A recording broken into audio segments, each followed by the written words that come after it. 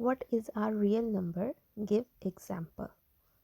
Real numbers are numbers that include both rational and irrational numbers. Rational numbers such as integers -2, 0, 1, fractions 1 by 2, and irrational numbers such as under root 3, pi, 22 divided by 7, etc. are all real numbers. मज़ीद मैं आपको समझाती हूँ कि real numbers क्या होते हैं. Real numbers होते हैं set of rational numbers, set of irrational numbers. हम इनको कह सकते हैं कि real number is equal to rational numbers union irrational numbers. अब हम यहाँ पर आपको बताते हैं कि एक है रैशनल नंबर, इसमें हमारे पास 5, 10, 7, 9/11, 23 डिवाइडेड बाई 5 आ जाएगा. और दूसरे हमारे पास होते हैं रियल नंबर में इरेशनल नंबर्स. इरेशनल नंबर्स में हमारे पास रूट आ जाता है, पाई आ जाता है, etc. उसके बाद रैशनल नंबर्स के हमारे पास टू काइंड्स हैं. एक है इंटीजर्स और दूसरी है हमारी नॉन इंटीजर्स. ठीक है, अब ये आगे से रैशनल नंबर की काइंड्स हैं. अब यहाँ पर नॉन इंटीजर्स भी ख़त्म हो जाएगा. आगे से इंटीजर्स के हमारे पास काइंड आ जाएंगे. इंटीजर्स की दो काइंड्स हैं, नेगेटिव नंबर और दूसरा है हमारे पास होल नंबर. ठीक है, अगर हम आपको मज़ीद समझाएं तो होल नंबर की भी आगे से दो काइंड्स आ जाती हैं. एक्सरसाइज 1.2 का क्वेश्चन नंबर 1 करवाएंगे.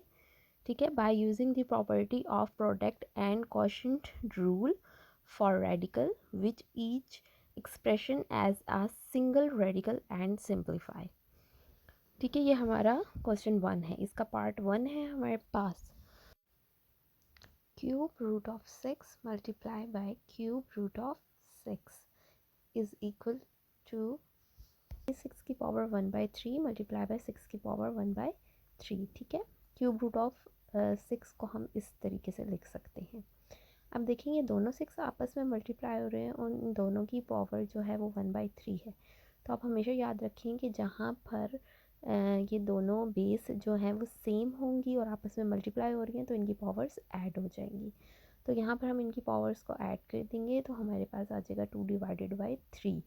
और हम इसको दूसरी फॉर्म में इस तरीके से भी इसका आंसर दे सकते हैं. ठीक है, दोनों तरीके आपके बिल्कुल ठीक है. अब हम इसी क्वेश्चन के सेकंड पार्ट की तरफ जाते हैं. तो सेकंड पार्ट में हमारा क्या क्वेश्चन है? हमारा क्वेश्चन है कि 5 रूट ऑफ 4 5 रूट ऑफ 8 हमारा क्वेश्चन है. इसका हम सॉल्यूशन करते हैं. ये हमारे पास आ जाता है 4 की पावर 1/5 मल्टीप्लाई बाई 8 की पावर 1/5. अब देखिए हमने अपनी जो बेस होगी इसको हमने सेम करना है. तो हम इसके लिए क्या करेंगे, 2 मल्टीप्लाई 2 की पावर 1/5 और 2 मल्टीप्लाई बाई 2 मल्टीप्लाई बाई 2 की पावर 1/5. 2 मल्टीप्लाई बाई 2 4 होता है. 2 मल्टीप्लाई बाई 2 मल्टीप्लाई बाई 2 हमारे पास 8 होता है. ठीक है, अब यहाँ पर हमारे पास 2 की पावर आ जाएगी होल पावर ऑफ 1/5 और ये हमारे पास 2 की पावर क्यूब आ जाएगी होल पावर ऑफ 1/5. अब हम क्या करेंगे, पावर आपस में मल्टीप्लाई हो जाएंगी तो हमारे पास आ जाएगा 2 की पावर 2/5 और इधर आ जाएगा 2 की पावर 3/5. अब देखिए हमारी जो बेस है वो सेम हो चुकी है. तो अब हम इन दोनों की पावर्स को ऐड कर सकते हैं. 2/5 प्लस 3/5.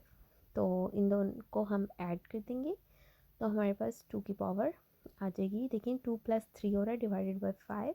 2 + 3 is equal to 5. 2 की पावर आ जाएगी 5/5. यहाँ पर हम लिखेंगे 5/5, ये आपस में कटिंग हो जाएगी तो हमारा आंसर आ जाएगा इज़ इक्वल टू 2. ठीक है, अब हम अपने नेक्स्ट पार्ट की तरफ जाते हैं, थर्ड पार्ट की तरफ. थर्ड पार्ट में हमारे पास क्वेश्चन आ जाएगा 4 root of x multiply by 4 root of x cube. चलिए इसका सॉल्यूशन हम निकालते हैं. x की power 1/4 multiply by x cube की पावर 1/4. अब देखिए यहाँ पर हमारे पास जो है वो इधर x की पावर 1/4 आ जाएगी और यहाँ पर पावर एक दूसरे से मल्टीप्लाई होंगी तो x की पावर 3/4 आ जाएगी हमारे पास.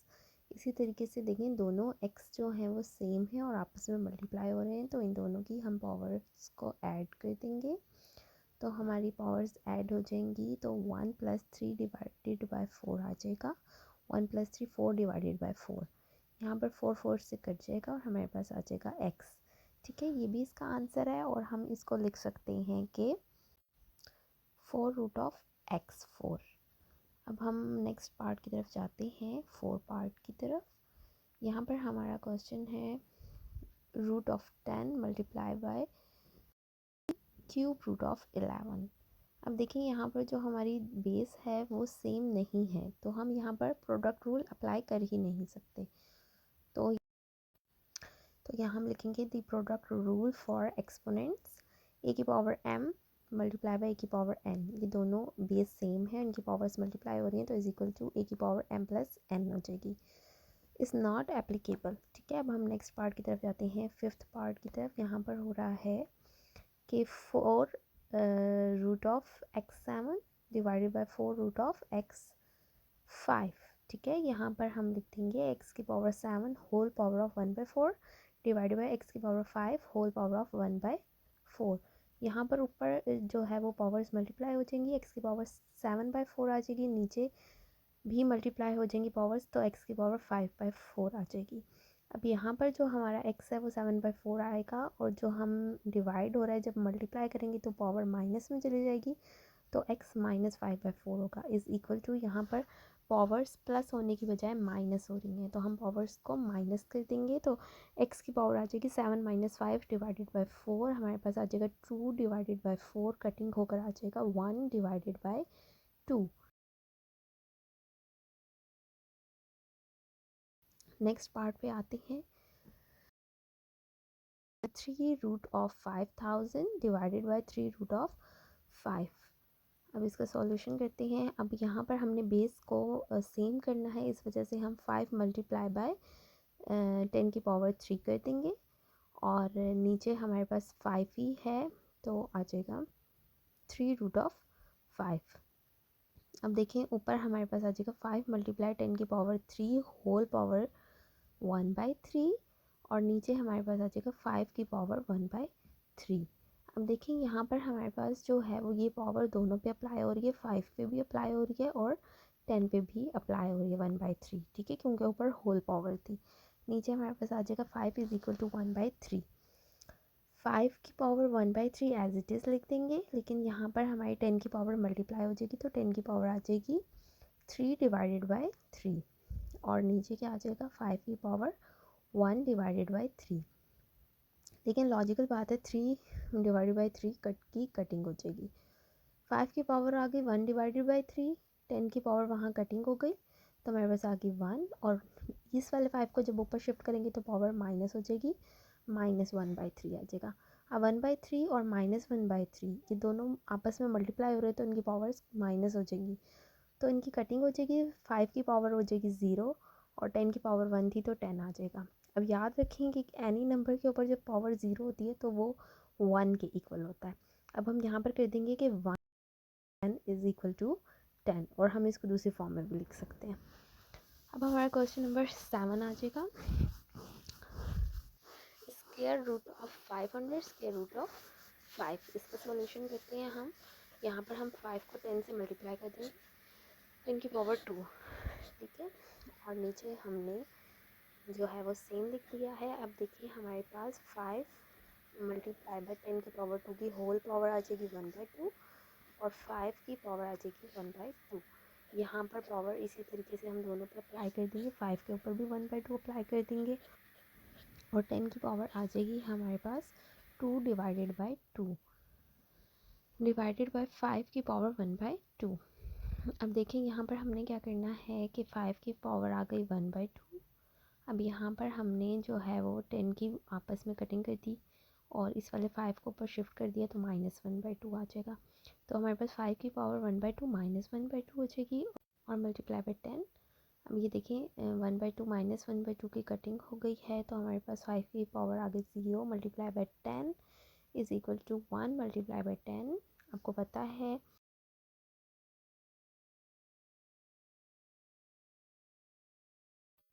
अच्छा जी, क्वेश्चन 1 का एक पार्ट है हमारे पास, 2√10 multiply by 3√7।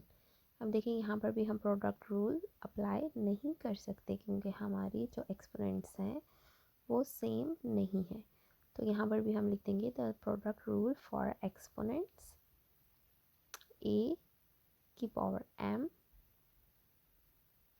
Multiply by a की power n is equal to a की पावर m प्लस n, ठीक है, इज़ नॉट एप्लीकेबल।